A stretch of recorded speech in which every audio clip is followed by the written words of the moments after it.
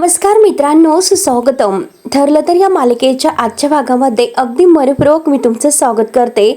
आजच्या या भागामध्ये आता अर्जुन अस्मिताला म्हणत असतो की आता ही केस आहे ती फाईल झालेली आहे आणि लवकरात लवकर आता ह्या सचिनला डिव्होर्स नोटीस सुद्धा जाईल आणि कोर्टामध्ये आता ही हिअरिंग सुद्धा सुरू होईल. आपल्याला सुद्धा नोटीस येईल लवकरात लवकर.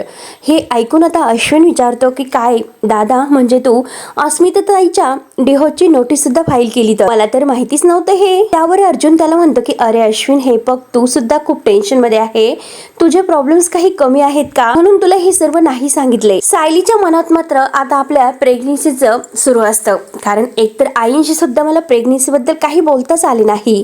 मग मी एक काम करते, पूर्णांजीशी बोलू का? आणि परत मात्र आता त्यांची मनस्थिती व्यवस्थित नाही आणि त्यांना जर हे सर्व सांगितले तर त्यांना असे वाटेल की सायली नाही तर तन्वी गरोदर आहे आणि खूप मोठा गोंधळ होईल. म्हणून त्या सायलीचं मन आता आणखीनच विचारात पडतं. सायलीला पुन्हा आता मळमळायला होतं. ती लगेच आतमध्ये जाते. सगळेजण आता अस्मिता आणि सचिन ह्या डिव्होर्समुळे आता खूप टेन्शन मध्ये आहेत. सचिन जे काही वागतो ते चुकीचं वागतो आणि आता हे ऐकून अश्विन सुद्धा म्हणतो की हो, तुम्ही सगळ्यांनी अगदी योग्य निर्णय घेतलेला आहे. त्यामुळे हे बघ अस्मिता ताई, तू फक्त आता स्ट्रॉंग राहा. त्यावरती अस्मिता म्हणते की अरे, स्ट्रॉंग राहण्याची गरज आपल्या दोघांना सुद्धा आहे आणि हे सगळं काही आपण व्यवस्थित मॅनेज करू शकतो. तेव्हा आता प्रताप अस्मिताची पाठ थोपडतो आणि तिला साथ देतो.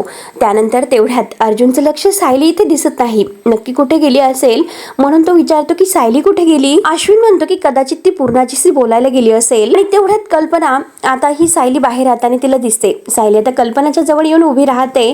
कल्पना विचारते की काय गे सायली, तू कुठे गेली होतीस? मला तर असं वाटलं होतं की तू पूर्णाजीच्या रूम मध्ये गेली असेल. सायली म्हणते की नाही हो आई, मी बोलते पूर्णाजीशी, तुम्ही काही काळजी करू नका. मला फक्त थोडासा वेळ द्या, पण त्या अगोदर मात्र मी देवाजवळ दिवा लावते आणि आपण सगळेजण मिळून शुभम करीतो म्हणूयात. पूर्णाजी जर देवाजवळ असल्या तर त्यांचं मन शांत असतं. मग आपल्याला सगळं काही करणं हे सोपं जाईल. आलेच मी, असे बोलून आता सायली देवाजवळ दिवा लावायला जाते. सगळ्यांना सायलीचं फार कौतुक वाटतं. त्यानंतर आता इकडे सचिन आपल्या आई बाबांशी सुद्धा खोटं बोलतोय आणि कसल्या तरी फाईल तो आता बनवून घेऊन येतो, पेपर्स, आणि बाबांना म्हणतो की बाबा, तुम्ही जरा ह्या पेपर्सवर साईन करा. आता बाबा विचारतात की अरे काय आहे, आणि ती फाईल ते चेक करतात. तर सचिन म्हणतो की बाबा, हे बघा, मला कधी कॅनडाला जावं लागेल सांगता येत नाही आणि नाही म्हणजे माझ्या बायकोचं तर सून म्हणून तुम्हाला काहीच उपयोग नाही आणि अशा परिस्थितीत तुम्ही दोघंच येते आहात आणि जर तुमच्या तब्येती बाबतीत वर काही झालं तर माझा जीव मात्र वर खाली होईल. त्यामुळे मला तुमची काळजी वाटते. तुमच्या नावाने त्यासाठी मी हेल्थ पॉलिसी काढलेली आहे, त्यामुळे तुम्हाला ट्रीटमेंट तरी चांगली मिळेल. त्यावरती आता त्याची आई त्याला म्हणते, हेल्थ पॉलिसीची काय गरज आहे? तू तर म्हणाला की तुझ्याकडे अजिबात पैसे नाहीत. इतक्या मोठ्या अडचणीमध्ये तू आमचा कशाला विचार करतोस बरं? सचिन आता मुद्दाम त्यांना मूर्खामध्ये बनवण्याचा प्रयत्न करतो आणि आपल्या आई बाबांना फसवतोय आणि म्हणतो की हे बघ आई, मला तुमच्याशिवाय कोण आहे आणि तुम्हाला सुद्धा माझ्याशिवाय कोण आहे आणि या संकटाच्या वेळेस मात्र आपण एकमेकांच्या सोबत असणं खूप गरजेचं आहे. त्यामुळे बाबा तुम्ही सही करतात ना? बाबा लगेच आता खुश होत सही करतात, कारण त्यांना असं वाटतं की सचिनने आपल्यासाठी हेल्थ पॉलिसी काढलेली आहे. पण तो सचिनचा डाव काही वेगळाच असतो. त्याची आई तर त्याचं फारच कौतुक करते. मुलगा असावा तर असा, इतक्या त्रासात इतक्या अडचणीमध्ये आई बाबांचा विचार करतोय. बायकोचा छळ असताना सुद्धा तू मात्र आम्हाला विसरलेला नाहीस. आई बाबांना किती मानतो. त्यावरती आता सचिन म्हणतो की तुमचं हे घर आणि तुमची ही सेव्हिंग असताना मी तुम्हाला कसं विसरेल, असं आपल्या मनात म्हणतो आणि त्यांच्या तोंडावर म्हणतो, आई अगं मी कसं विसरेल आपल्या आई बाबांना. आणि तेव्हा आता तो मनामध्ये स्वतःला खूपच हुशार समजतो आणि म्हणतो की बाबा, अहो तुम्ही किती माझ्यावर प्रेम करतात, कारण त्या पेपर्सवर सही करण्या अगोदर ते पेपर सुद्धा तुम्ही वाचले नाहीत, इतका माझ्यावर तुमचा विश्वास आहे. त्यामुळे ह्या प्रेमाचा फायदा तर मला घ्यायलाच हवा. म्हणून सचिनने आता प्रॉपर्टी आपल्या नावावर करून घेतलेली असते आणि तेवढ्यात मात्र दरवाजाची बेल वाजते आणि डिव्होर्सची नोटीस आलेली आहे. तेव्हा आता सचिन आता ती नोटीस वाचतो आणि आता त्याला खूप धक्का बसलेला आहे असं दाखवतो आणि म्हणतो, आता आई विचारते की काय रे, काय आहे, कसली नोटीस आहे? तो लगेच म्हणतो की अस्मिताने मला डिव्होर्स नोटीस पाठवलेली आहे. त्यावर त्याची आई सुद्धा म्हणते की हे बघ सचिन, तू इतकं मनाला लावून घेऊ नकोस. तिला जर डिव्होर्सच घ्यायचा असेल ना तर तिला घेऊन दे, तू त्याला डिव्होर्स देऊन टाक. तिला जसे वागायचे आहे तसे वागून दे, तू अजिबात टेन्शन घेऊ नकोस. सचिन मात्र रडण्याचं थोडंसं नाटक करतोय. त्याची आई म्हणते की हो ना, खरंच ती मुलगी आम्हाला आमची सून म्हणून नकोच. त्यावरती आता त्याचे बाबा सुद्धा म्हणतात की बघ सचिन, ही केस लवकरात लवकर संपेल असं काहीतरी कर. त्यावरती आता सचिन म्हणतो मनामध्ये, कारण मी अस्मिताला इतक्या लवकर कसं मोकळं करू शकतो. आणि त्या सुभेदारांना असं वाटतं की सगळे काही पुरावे माझ्या विरोधात त्यांच्याकडे आहेत, त्यांनी मला हलक्यात घेण्याची चूक केलेली आहे, त्याची शिक्षा तर त्यांना मिळायलाच हवी. आणि मी अस्मिताच्या विरोधात असं काहीतरी सापळा रचेल की ज्यात मध्ये अस्मिता एकटीच नाही तर अख्खे सुभेदार होरपळतील. म्हणून हा सचिन आता स्वतःला खूपच स्मार्टनेस समजत आहे. त्याला असं वाटतं आता सुभेदारांना धडा शिकवण्याची वेळ आलेली आहे. त्यानंतर आता इकडे ही साक्षी डॉक्टरांकडे आलेली आहे आणि डॉक्टरांना म्हणते की मला माझ्या चेहऱ्याची प्लॅस्टिक सर्जरी करून घ्यायची आहे, मला माझा चेहरा पूर्णपणे बदलायचा आहे आणि हे सर्व पॉसिबल आहे का. डॉक्टर म्हणतात की हो, हे सगळं होऊ शकतं, पॉसिबल आहे आणि हेच माझं काम आहे. त्यावरती साक्षी विचारते की मग या सगळ्यासाठी काय प्रोसिजर आहे तर ते प्लीज एकदा एक्सप्लेन करा. डॉक्टर आता चेहऱ्या बाबतीत अगदी नक्की काय आहे आणि तुम्हाला कोणता चेहरा हवा आहे त्या सगळ्या काही बाबतीत आता माहिती दिली जाईल. आणि त्यानंतर मात्र काहीतरी बेसिक टेस्ट वगैरे करून तुम्ही या सर्जरीसाठी फिट आहात किंवा नाही हे पडताळून बघता येईल आणि मात्र सर्जरीची सुरुवात होईल. आणि हे सगळं काय असेल, कसे असेल हे नीट समजावून मात्र आम्ही आमचा पुढचा निर्णय घेऊ शकतो. त्यावरती साक्षी म्हणते की डॉक्टर ह्या सगळ्यामध्ये नक्की काय आहे आणि काय इन्व्हॉल्ड आहे मला माहिती आहे, त्याबद्दल आपण बोलायलाच नकोय. डॉक्टर विचारते की तुम्हाला नक्की ही प्रोसिजर कधी करायची आहे. त्यावर साक्षी म्हणते की हो, मला सगळं काही लवकरात लवकरच करायचं आहे आणि डॉक्टर प्लीज या सगळ्यामध्ये मात्र मी माझी आयडेंटिटी म्हणजे बदलू शकेल का. डॉक्टर म्हणतात की हो, आणि ते पण अगदी 100%. आणि तुम्ही आम्हाला जो काही सांगितलं असेल त्याप्रमाणे मात्र तुमचा नवीन चेहरा अगदी होईलच. सर्जरी झाल्यानंतर हा नवीन चेहरा तुमची नवीन ओळख होईल. त्यावर आता लगेच साक्षी म्हणते की हो डॉक्टर, मला लवकरात लवकर ही सर्जरी करायची आहे, फक्त दिवस कोणता हे मी तुम्हाला सांगते. थँक्यू बोलून आता ती अगदी गाय येते आणि आपल्या गाडीमध्ये येऊन बसते. गाडी सुरू करणार तोच तिच्या मोबाईलवर कॉल येतोय. तो सचिनचा फोन असतो. तेव्हा ती फोन उचलते आणि बोल ना सचिन. सचिन विचारतो की काय ग साक्षी, कुठे आहे तू, मला तुला अर्जंटली भेटायचं आहे. त्यावर आता साक्षी म्हणते की सचिन, मी एका कामासाठी म्हणजे अण्णांचं काम होतं त्यासाठी जरा बाहेर आलेले आहे आणि हे बघ मला सुद्धा तुला भेटायचं आहे, पण आता आपण नाही भेटू शकत कारण मी आता पनवेल मध्ये नाहीच. त्यावर आता सचिन म्हणतो की बरं ठीक आहे, पण लवकरात लवकर तू परत ये, खूप महत्वाचं असं तुझ्याशी बोलायचं आहे, त्यामुळे प्लीज लवकर ये. त्यावर साक्षी सुद्धा म्हणते की हो ना सचिन, मी लवकरात लवकर तर येतेच, पण मला सुद्धा तुझ्याशी खूप महत्वाचं बोलायचं आहे. सचिन म्हणतो की ओके बाय करून तो फोन ठेवतो. साक्षीने आपल्या चेहऱ्याला चाकूने वरकडे ओरडलेले आहे, तिच्या चेहऱ्यावर स्पष्ट दिसतात. त्यानंतर इकडे सुभेदारांच्या घरामध्ये पूर्णाजी, कल्पना, विमल आणि सायली हे सगळेजणी आता शुभम करीतो देवाला हात जोडून म्हणत आहे. आणि जसजसे शुभम करीतो म्हणत जातात तो सायलीला भूतकाळ आठवतो. लहानपणी सुद्धा ती अशीच पूर्णाईच्या सोबत शुभम करीतो याच घरामध्ये म्हणत असते आणि तो सगळा भूतकाळ तिला पुन्हा आठवायला सुरुवात होते. आणि जसजशी पूर्णाई म्हणत आहे तसजशी आता ती छोटी तन्वी तिच्या मागे म्हणत आहे शुभम करीतो. तेव्हा सायलीला हे सर्व आठवत असतं आणि जसजसे सायलीला हे आठवते तसतसं तिला खूपच त्रास होतो.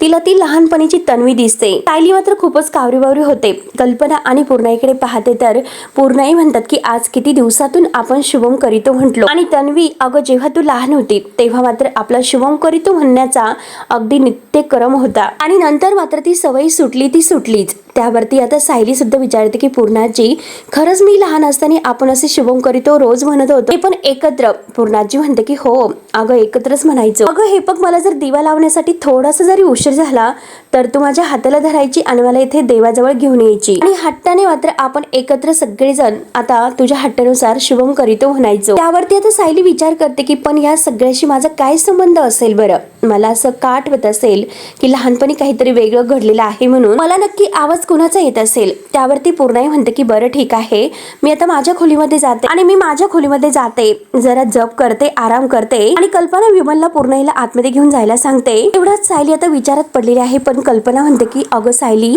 तू पूर्णाजीशी बोललीस का ग? डॉक्टर केव्हाही येतीलच, मग त्या अगोदर बोलायला हवं. सायली म्हणते की हो ना. आणि पूर्णाजी करत ती पूर्णाजीच्या मागे रूम मध्ये येते. पूर्णाजी हॉलमध्येच आता थांबलेले आहेत. तेव्हा सायली पूर्णाजी करत आता मागे आलेली आहे आणि म्हणते की पूर्णाजी, अहो पूर्णाजी, आणि हे बघ ना ग पूर्णाजी, मला तुझ्याकडे काहीतरी मागायचं आहे ग, तू मला देशील का? त्यावरती पूर्णाजी म्हणते की अगं तू मागितलं आणि मी कधी देणार नाही, असं कधी होईल का ग? बोल ना तन्वी, अगं तुला काय हवं आहे? तेव्हा सायली हसते आणि बघ अगं हे पूर्णाजी, त्या दिवशी तुला बरं वाटत नव्हतं त्या दिवशी तुला एक डॉक्टर चेक करायला आले होते, त्यांच्याशी त्यावेळेस बोलली होती, मग त्यात सुद्धा आज परत आलेले आहेत. तू नक्की त्यांच्याशी बोलशील का? आणि त्या दिवशी तुला त्यांच्याशी बोलून बरं वाटलं होतं ना? अगदी छान तू झोपली होती. मग तू एक काम कर, तू आज सुद्धा त्यांच्याशी बोल ना ग. त्यावरती आता पूर्णाई म्हणते की हो बोलेल, परंतु का बोलायचं? मला काहीच झालेलं नाही आणि जर काही मला त्रास होत असेल तर मी अश्विनशी बोलेल, दुसऱ्या डॉक्टरशी कशाला बोलायचं? त्यावरती सायली म्हणते की अगं पूर्णाजी, सगळे उपचार हे घरच्या डॉक्टरनी करायचे नसतात ग. पूर्णाजी म्हणते की का करायचे नाहीत? आणि ऐकावं तर बाई रोज तुमचं एक नवीन खुळखुळ. त्यावरती सायली म्हणते की हो ना, तुला तर वाटत असेल खूळ, मग तू खूळच समज. तू प्लीज माझ्यासाठी तरी त्यांच्याशी बोल ना.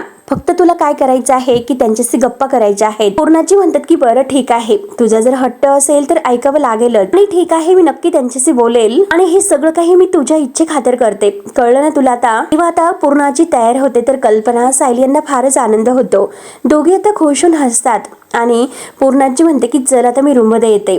सायली म्हणते की हो नक्कीच. आणि डॉक्टर तुझ्या रूम मध्ये तुझी वाट बघत आहे असं म्हणते. तेव्हा आता पूर्णाजी तिकडे येतच असते आणि अश्विन अर्जुन डॉक्टरांना समजावतो आणि सांगतो पूर्णाजीचे जे काही आता हे म्हणजे सुरू आहे ते तसंच सुरू आहे. पूर्णाजीमध्ये अजूनपर्यंत थोडासाही बदल झालेला नाही. ती सायलीला तन्वी समजते. त्यावरती आता डॉक्टर सांगतात की डॉक्टर अश्विन आहो ते नक्की बऱ्या होतील, पण या प्रोसेसमध्ये आपल्याला घाई करून नाही चालणार हो, त्यासाठी थोडासा वेळ तर लागेलच. आणि तेवढ्यात पूर्णाजी आत येतात. तर अर्जुन म्हणतो की पूर्णाजी अगं ये ना, डॉक्टर आता आलेले आहेत. पूर्णाजी त्यांना बघून नमस्कार करते. डॉक्टर सुद्धा नमस्कार बोलतात आणि विचारतात की काय अन्नपूर्णा मॅडम कशा आहात तुम्ही? त्यावरती आता पूर्णाजी म्हणते की अगदी ठणठणीत आहे. सायली म्हणते की पूर्णाजी तू बस, डॉक्टरांशी निवांत गप्पा कर, आम्ही बाहेर थांबतो. तेव्हा आता पूर्णाजी सायलीचं ऐकून डॉक्टरांशी बोलायला तयार झाली. याचा सगळ्यांना आनंद होतो आणि सगळेजण आता खुश होत बाहेर येतात. त्यावरती डॉक्टर आता पूर्णाजीला बसायला सांगतात. त्यांच्या हाताला धरून त्यांना तिथे बेडवर बसवतात. तेव्हा डॉक्टर पूर्णाईला विचारतात की बोला ना, आज दिवसभर मात्र तुम्ही काय केलं बरं? त्यानंतर आता इकडे ह्या प्रियाचं तर जेलमध्ये वेगळंच नाटक सुरू असतं. जेलमध्ये गेल्यापासून तिने अन्नाचा काही एक कण सुद्धा खाल्लेला नाही. डॉक्टर तिला चेक करायला येतात. डॉक्टर तिला चेक करतात आणि विचारतात की यांनी शेवटचं कधी खाल्लं होतं? त्यावरती आता लेडीज कॉन्स्टेबल आहे तर ती म्हणते की डॉक्टर येथे आल्यापासून तर यांनी काहीच खाल्लेलं नाही. तिला किती समजावलं पण तरी सुद्धा ही काहीच ऐकायला तयार नाही. त्यावरती डॉक्टर म्हणतात की असं नाही चालणार, कारण त्या कैद्यांची तब्येत न बिघडणं हे पोलिसांची जबाबदारी असते. प्रियाला म्हणतात की तुला काहीतरी खावं लागेल. तेव्हा प्रिया म्हणते की त्यांची जबाबदारी त्यांनी बघून घ्यावी. मी 1000 वेळी हेच सांगितलेलं आहे की जोपर्यंत माझा नवरा येऊन मला घरी नेत नाही तोपर्यंत मी काहीच खाणार नाही. त्यावरती डॉक्टर म्हणतात की अगं पण ते येण्याच्या अगोदर जर तुझी तब्येत बिघडली मग तू त्यांच्याबरोबर घरी कसे जाणार बरं? तुला आलेल्या अशक्तपणामुळे तू तुझ्या नवऱ्याशी सुद्धा नीट व्यवस्थित बोलू शकणार नाहीस, याचा विचार कर. ती प्रिया म्हणते की एवढं मला काही होत नाही. त्यावरती डॉक्टर तिला म्हणतात की अगं आत्ताच तुला इतका विटनेस आलेला आहे आणि जेव्हा तुझा नवरा येईल तेव्हा मात्र तुला बोलण्याची सुद्धा ताकद राहिलेली नसेल आणि त्यावेळेस मात्र तुझ्या तोंडातून एकही शब्द नाही फुटणार, हे लक्षात घे. आता डॉक्टर असं म्हटल्यानंतर लगेच आता प्रिया लगेच उठून बसते आणि म्हणते की नाही, असं नाही चालणार, मला काहीतरी खावं लागेल. तेव्हा माझा नवरा येईल तर मला त्याच्याशी नीट बोलता आलं पाहिजे, त्यासाठी मला काहीतरी खावं तर लागेल, कारण तो सोडून मात्र माझं या जगामध्ये दुसरं कोणीच नाही आणि तोच जर माझी मदत करायला आला नाही तर माझी मदत कोणीच करणार नाही. तर डॉक्टर म्हणतात की अगं पण त्याच्याशी बोलण्यासाठी तुझ्या अंगात ताकद असायला हवी आणि जेव्हा तुझा नवरा येईल आणि न भेटता असंच निघून जाईल त्यापेक्षा तू थोडंसं खाऊन घे. आता प्रिया म्हणते की हो मी नक्कीच खाईल, मी काहीतरी खाईलच. डॉक्टर म्हणतात की हो खाऊनच घे. प्रियाला मात्र आता खाण्यासाठी वरण भात दिला जातो. अगदी ती घाईने घेते आणि कसं वेगळ्याच पद्धतीने खात असते, इतकं घाईत खात असते. तेव्हा त्या लेडीज कॉन्स्टेबल डॉक्टर सगळ्याजणी प्रियाकडे पाहत असतात. इतकं घाई खात असते तर तिला जोराचा ठसका सुद्धा लागतो आणि घाईने मात्र तिला आता पाणी दिले जाते तर घाईने पाणी पिते. डॉक्टर तिला सांगतात की जरा सावकाश खा, जे काही यांनी तुला जेवण दिलं असेल ते जेवण तुला जेवावं लागेलच. तेव्हा आता प्रिया म्हणते की हो जेवेल. जेव्हा अश्विन येईल तेव्हा मला सांगा बर का, असं रडतच म्हणते. तर लेडीज कॉन्स्टेबल म्हणतात की हो नक्कीच. काय प्रियाची अवस्था झालेली असते तुम्हाला तर मित्रांनो दिसलीच असेल, प्रियाने काय आपली अवस्था करून घेतलेली आहे. त्यानंतर आता सुभेदारांच्या घरामध्ये सगळेजण एकत्र जेवायला येतात. पण आपल्या सायलीच्या मनामध्ये मात्र ती आता प्रेग्नेंट आहे याच काहूर उठलेलं असतं. मला दिवस गेले तरी सुद्धा इतकी आनंदाची बातमी मला अजूनपर्यंत कुणाला सांगताच आली नाही. यांच्याशी मला बोलता आलं ना आईंशी. तेवढ्यात मात्र अश्विन कुठेतरी बाहेर निघालेला आहे.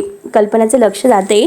कल्पना विचारते की अश्विन अरे तू कुठे निघालास? त्यावरती अश्विन आता सगळ्यांच्या जवळ येतो आणि म्हणतो की आई जरा हॉस्पिटलला जाऊन येतोय. त्यावरती प्रताप विचारतो की अश्विन अश्विन, अरे तू आत्ताच हॉस्पिटलमधून आलेला आहे आणि तू परत जायला निघालास दिवसभर ड्युटी करायची आणि परत नाईट ड्युटी करायची का? आणि हे बघ, असं करू नकोस, दिवस रात्र काम करून तुझी तब्येत बिघडेल. त्यावरती अश्विन म्हणतो की दिवस रात्र कामामध्ये जर असलो तर नको त्या म्हणजे मनामध्ये विचारांचं काहूर उठतं, नको त्या आठवणी मनात येतात.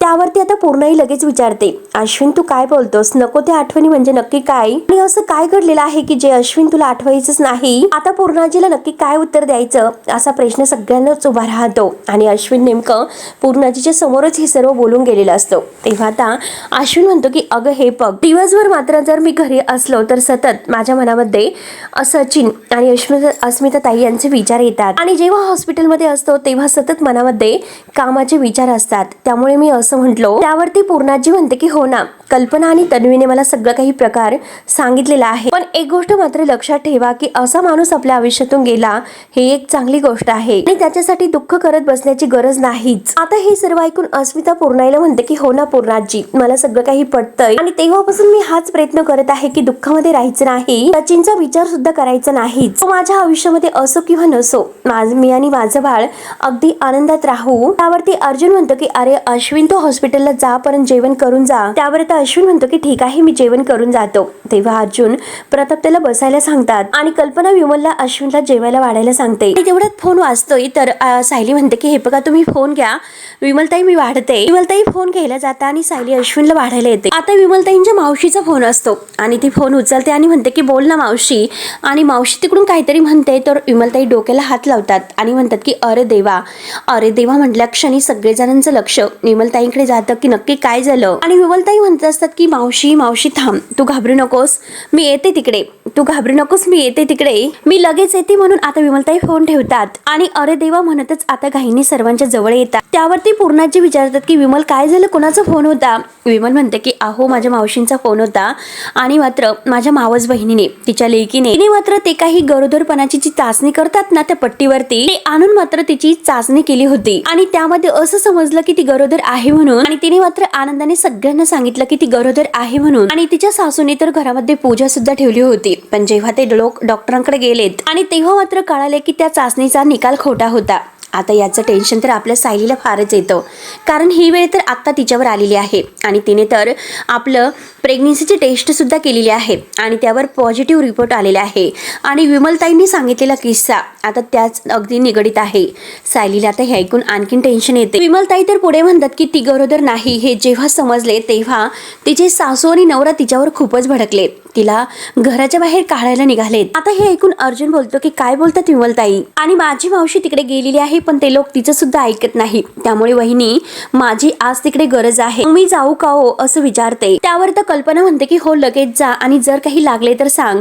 विमलताई म्हणतात की हो आलेच असे बोलून त्या घाईने निघून जातात. आणि आता आपली सायली त्या विचारात पडते, म्हणजे घरी जी चाचणी केलेली आहे तर ती चुकीची निघू शकते आणि मी तर आता ही चाचणी केलेली आहे आणि जर ती चुकीची निघली तर मात्र मग मी काय करू? मग घरच्यांना सांगू किंवा नको सांगू? ही चाचणी जर खोटी निघाली तर सगळ्यांना किती मनस्ताप होईल. त्यावरती अस्मिता म्हणते की हो ना, मी सुद्धा आता ही घरची जी काही प्रेग्नन्सीची टेस्ट आहे तर ती केली होती, पण त्यावर असं स्पष्ट लिहिलेलं असतं की ही चुकीचं सुद्धा निघू शकते. म्हणूनच मी डॉक्टरांकडे गेले आणि पूर्ण खात्री करूनच घेतली. अर्जुन म्हणतो की बातमी खोटी निघाली म्हणून लगेच त्या बाईला घराच्या बाहेर काढायचं का? कल्पना म्हणते की हो ना, हे तर चुकीचंच आहे.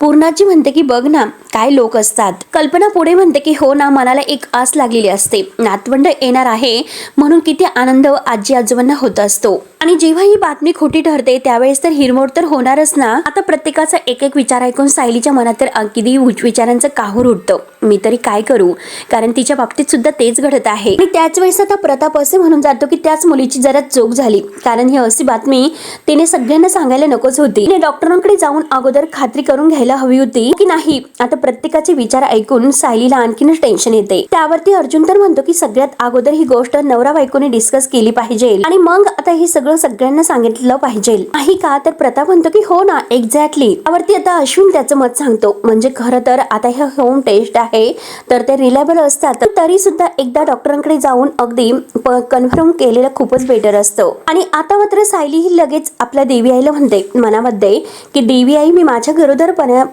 जे सत्य आहे ते कुणाला न सांगण्या अगोदरच मात्र बरं केलं आणि आत्ताच मी डॉक्टरांकडे जाऊन येते. एकदा डॉक्टरांनी मला दिवस गेल्याचे जर सांगितले आणि लगेच मात्र मी घरात सगळ्यांना सांगून टाकेल. त्यानंतर आता सायली इकडे आपल्या रूम मध्ये आलेली आहे आणि ती सगळं काही विचार करत आहे.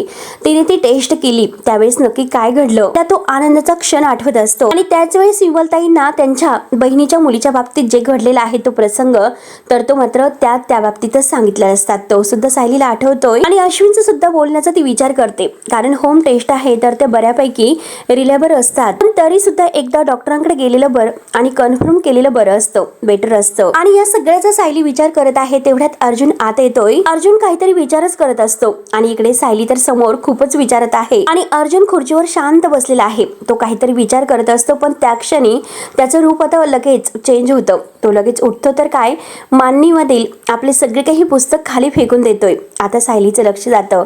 सायली म्हणते की अहो काय करतात तुम्ही, अहो काय झालं, तुम्ही हे सर्व काय करतात. म्हणून सायली अर्जुनच्या जवळ धावत येते. अर्जुन म्हणतो की मला खरंच खूप टेन्शन आलेलं आहे आणि मला काय करावं तेच कळत नाही. अगोदर वाटत होतं की प्रिया या घरातून गेल्यानंतर सगळं काही नॉर्मल होईल, सगळं काही अगोदर सारखं होईल पण नाही. कारण त्या प्रियाने जाता जाता मात्र खूप प्रॉब्लेम्स करून ठेवलीत. त्यामुळे अश्विन अजून सुद्धा डिस्टर्ब आहे. पूर्णाजीची अवस्था तू बघतेस आणि त्यात म्हणजे अश्विन ही अस्मिता ताईची डिव्होर्स केस आणि हे सगळं कसं हँडल करायचं तेच मला काहीच कळत नाही. त्याचं आता अर्जुनला फार टेन्शन असतं. सायली त्याला आधार देते आणि म्हणते की हे बघा हे जे काही आहे तर त्या सगळ्याला आपण दोघं मिळून आता हँडल करणार आहोत. त्यावरती अर्जुन म्हणतो की हो पण अगं हे बघ सायली आता मात्र नवीन कोणतंही टेन्शन घेण्याची आणि स्वीकारण्याची ताकदच माझ्यामध्ये उरलेली नाही. असं वाटतं की आता हे घर हसण्याचंच विसरून गेलेलं आहे आणि ह्या सगळ्यामध्ये मला तर असं वाटतं की एखादी गुड न्यूज यायला हवी. अम्मा, डॅड, अश्विन, अस्मिता या सगळ्यांच्या चेहऱ्यावरची स्माइल परत येईल असं काहीतरी आनंदाची बातमी आता ह्या सुभेदारांच्या घरात मिळायला हवी. आता याचा सायलीला फारच आनंद होतो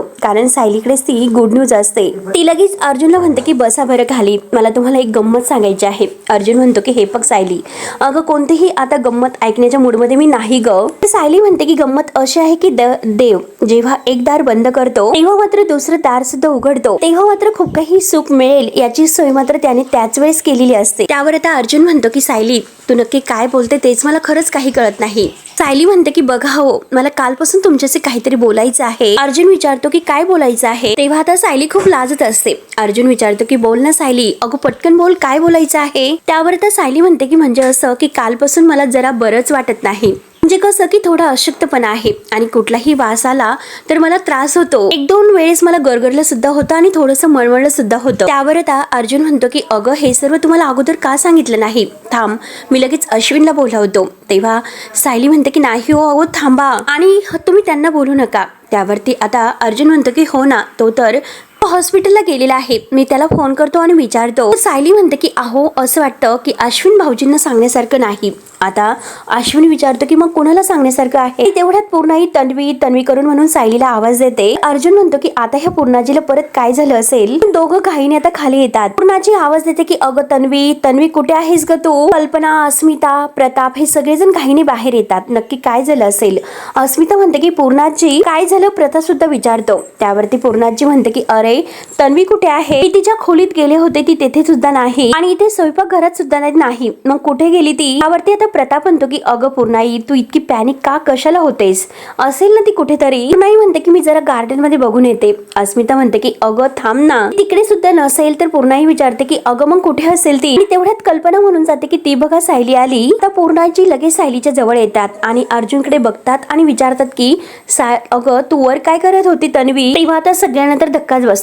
सगळेजण आता शॉक होतात की पूर्णाजीला काय उत्तर द्यायचं. त्यावरती सायली म्हणते की मी मामा मामीच्या रूम मध्ये गेले होते, त्यांच्या रूममध्ये पाणी ठेवायला सांगितले होते. कल्पना म्हणते की हो ना पूर्णाई, मीच तिला आमच्या रूममध्ये पाणी ठेवायला सांगितलं होतं. त्यावरती आता तन्वी म्हणजे सायली विचारते की पूर्णाजी अगं पण तू माझ्या खोलीमध्ये का गेली होतीस. पूर्णाजी म्हणते की अगं तू माझ्या खोलीमध्ये येऊन झोप असं मी सांगायला आले होते. आणि सायली आता लगेच म्हणते की पूर्णाजी अगं मी लहान आहे का, काही हरकत नाही, मी माझ्या खोलीमध्ये झोपेल ग. त्यावर तर पूर्णाई म्हणते की अगं पण माझी हरकत आहे आणि लहानपणी तुला आठवतं का तू कधीही इथे आली तर तुला माझ्या खोलीमध्ये झोपायचं असायचं. तो हट्टच असायचा. तू कधीही रविराज का आणि प्रतिमा या दोघांच्या सोबत गेस्ट रूम मध्ये झोपलेली नाहीस. तू सांग बरं, मी तुला एकटं कसं सोडू बरं. त्यावरती सायली म्हणते की अगं पूर्णाजी, मी आता लहान सुद्धा नाही आणि मला एकटीला झोपण्याची भीती सुद्धा नाही वाटत. पूर्णाजी ऐकायला तयार नसते. पूर्णाजी म्हणते की तरी सुद्धा आज तू माझ्याच खोलीमध्ये यायचं आहे. आता मात्र सायलीला टेन्शनच येते आणि अर्जुन बाकी सर्वांना सुद्धा. सायली आता मनात विचार करते की आज किती काही झालं तरी मला मात्र यांना हे सर्व सांगायचंच आहे आणि जर मी पूर्णाजींच्या खोलीत गेले तर यांच्याशी मात्र मी कधी बोलू, असं ती आता मनात विचार करते. सायली आता म्हणते की ठीक आहे पूर्णाजी, मी येते तुझ्याकडे झोपायला. तू हो पुढे, मी आलेच 10 मिनिटात. पूर्णाजी ऐकायला तयारच नसते. पूर्णाजी म्हणते की 10 मिनिट कशाला, हे बघ घरातील सगळं काम झालेलं आहे, तू चल माझ्यासोबत. म्हणून सायलीच्या हाताला धरते आणि तेवढ्यात प्रताप म्हणतो पूर्णाई, अगं तिला स्वयंपाकघरात काहीतरी काम असेल तर पूर्णाजीकडे ते सुद्धा उत्तर तयारच असतं. एक दिवस जर ते काम तुझ्या बायकोने केलं तर काही बिघडत नाही. आणि तिच्या हाताला धरून म्हणते की तू चल ग. तेव्हा आता सगळेजण डोक्याला हात लावतात. प्रताप म्हणतो की हे बघ, सायलीला सगळं काही नाटक करावं लागतं आणि त्यात म्हणजे तुमची खरंच खूप ओढताण होत असेल. अस्मिता म्हणते की हो ना, सायलीला तर ह्या सगळ्याचा खूपच त्रास होत असेल. बिचारी सायली सगळं काही कसं मॅनेज करेल ते सांगता येत नाही. पूर्णाजी हट्टाने सायलीला घेऊनच गेलेली आहे. कल्पना सुद्धा म्हणते की हो ना, सायलीचा जीव वर खाली होत असतो, इकडे आठ तिकडे विहीर, असं तिचं झालेलं आहे. त्यावरती अर्जुन म्हणतो की जे काही करतोय आम्ही तर ते सगळं पूर्णाजीसाठीच करतो. तेव्हा आता अर्जुन रूम मध्ये येतो. आता सायली विना त्याला काही करमत नसतं. तो इकडे तिकडे हेऱ्या झऱ्या मारतोय. त्याच वेळेस चैतन्याचा कॉल येतो. तेव्हा तो विचार करतो की चैतन्याने आता ह्या वेळेस का कॉल केला असेल. त्यावरती आता फोन उचलतो तर चैतन्य म्हणतो की अरे उशिरा फोन केला मी, पण आता तुला हे सांगायचं होतं की प्रियाच्या हेअरिंगची केस आपल्याला उद्याच मिळालेली आहे. अर्जुन म्हणतो की काय उद्याची. चैतन्य म्हणतो की अरे हो, चांगलंच आहे. जितक्या लवकर ही केस संपेल ना तितकं आपल्यासाठी चांगलंच आहे. ही केस मात्र ओपन आहे, त्यामुळे आपल्याला दुसऱ्या हेअरिंगची गरज सुद्धा नाही भासणार. चैतन्य पुराव्याच्या फाईल तयार आहे का असं विचारतो. सकाळी तिकडे येतो आणि मग आपण तिकडूनच जाऊयात. अर्जुन म्हणतो की फाईल तयार आहे, आपण ऑफिसमध्येच भेटूयात. चैतन्य म्हणतो की ठीक आहे, आपण ऑफिसमध्ये भेटू आणि तेथूनच कोर्टामध्ये जाऊ आणि फायनली म्हणजे प्रियाला जन्मठेप ही होणारच. चैतन्य हो असं म्हणतो आणि बाय करून फोन ठेवतो. नंतर सायली इकडे पूर्णाजीच्या रूम मध्ये असते. तिला काही झोप येत नसते. ती सारखा विचार करत आहे. अर्जुनचं ते बोलणं तिला आठवतं की किती काही झालं तरी आता आपण बेबी प्लॅन करायचंच नाही आणि तिने प्रेग्नन्सीची टेस्ट केलेली आहे तो सुद्धा क्षण आठवतो. सगळ्याचा ती विचारच करत असते आणि अर्जुन म्हणलेला असतो की आता मात्र ह्या सगळ्यामध्ये एक अशी गुड न्यूज यायला हवी की घरातील प्रत्येकाच्या चेहऱ्यावर आनंद परत येईल. तेव्हा आता सायली हे सगळं काही विचार करून ठरवते की लवकरात लवकर ही गुड न्यूज मला सगळ्यांना सांगायची आहे. परत असून सुद्धा मला ही सांगण्याची संधी का मिळत नसेल. टीव्ही तुझ्या मनात नक्की आहे तरी काय. पण आता हा भाग येथे संपतो. पुढील भागामध्ये सायली मात्र डॉक्टरांकडे आलेली आहे आणि डॉक्टर म्हणतात की कॉंग्रॅच्युलेशन्स मिसेस सायली सुभेदार, तुमची युरिन टेस्ट केलेली आहे आणि ती पॉझिटिव्ह आलेली आहे. प्रेग्नेंट आहात. सायलीला फारच आनंद होतो. त्यानंतर इकडे लेडीज कॉन्स्टेबल प्रियाला म्हणते मी तुला जे काही सांगते नीट ऐकून घे, तू गरोदर आहेस. तेव्हा आता प्रियाला तर धक्काच बसतो. प्रियाला तेच आता होतं. प्रिया म्हणते की आता अश्विनला एकदा हे समजलं प्रेग्नेंट आहे तर तो मला नक्की स्वीकारेल, तो मला नक्की इथून बाहेर काढेल. त्यानंतर आता इकडे सायलीने पूर्णाजीच्या लहानपणी जेथे चष्मा पुरलेला असतो तेव्हा आता तेथेच पुरलेला आहे तर आता ती सायली सापडून देते आणि पूर्णाजी म्हणते की अगं लहानपणी सुद्धा तू याच जागेमध्ये माझा चष्मा लपवायची. आता सायली ह्या सगळ्याचा विचार करते की नक्की माझ्यासोबत असं का होत असेल. तेव्हा आता मित्रांनो पुढे नक्की काय होईल बघायला विसरू नका. तोपर्यंत धन्यवाद.